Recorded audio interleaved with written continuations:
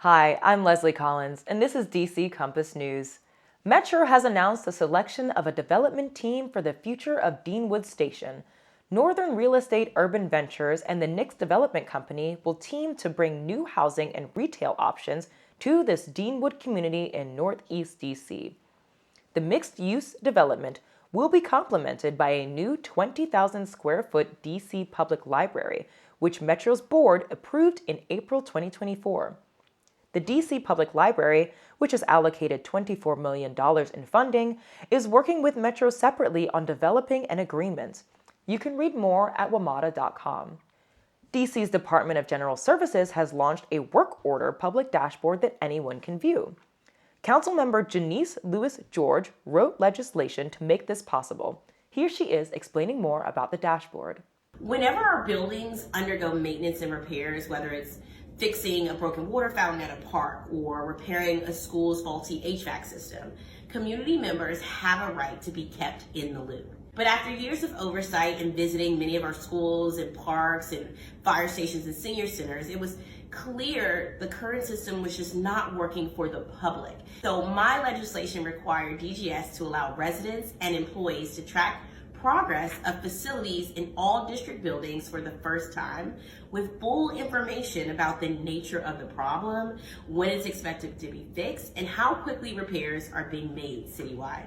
On top of that, we require DGS to publish weekly updates about our DC Public Schools HVAC watch list, as well as the results of our annual school readiness checklist. That means educators and parents will have more up-to-date information on heating and cooling issues in their schools, as well as all of the many work orders DGS and DCBS complete over the summer.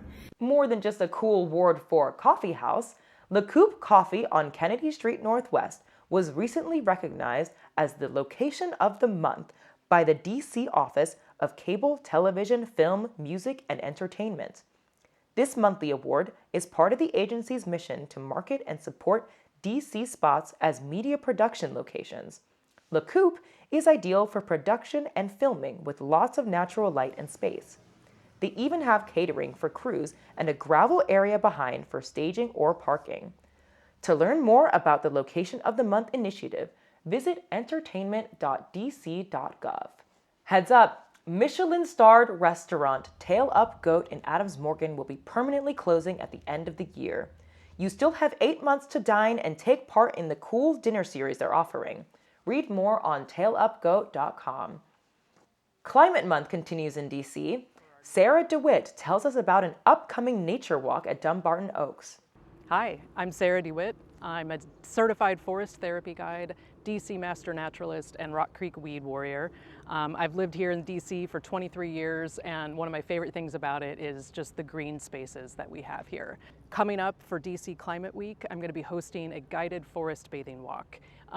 For anybody who wants to sign up, it's free. It's Thursday morning, May 1st, from 9 to 11 at Dumbarton Oaks Park. And if you've never been forest bathing before, or maybe you've only read about it or heard about it, it's essentially a slow, mindful walk in nature, where we really take our time to tune into nature and take in the atmosphere of the forest through all of our senses.